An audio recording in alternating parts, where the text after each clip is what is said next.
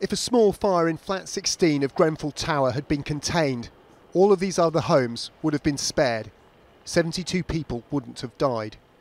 But the first thing today's technical reports make clear is the fire had already spread before the fire service even arrived. The blaze in the kitchen went round the newly refurbished windows of the tower. These images from the reports show how windows that should have been fireproof allowed the fire to escape into the cladding system outside. After the plastic frames melted, they exposed a gap seen in the centre of this picture containing no barrier to fire at all. Now when you've got a window coming through, it penetrates that gap. So unless the window is very much able to resist fire, then the outside of the window frame is going to let the fire get into that gap where it can spread all the way up, and the fire brigade can squirt water at the outside and it won't do any good. Once inside the cladding system, the fire spread uncontrollably. Today's reports find the cladding was substantially to blame for the fire. Plastic inside the aluminium-coated panels was the fuel for the blaze, driving it up Man, you see that? It's all off. and raining it down the building. But they also detail how the design of the cladding system helped route the fire around the tower. Fire barriers within it failed to do their job.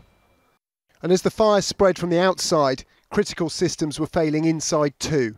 In this police video from after the fire, you can see black smoke had filled the stairwell and corridors. The reports show smoke was spreading within 30 minutes of the fire starting.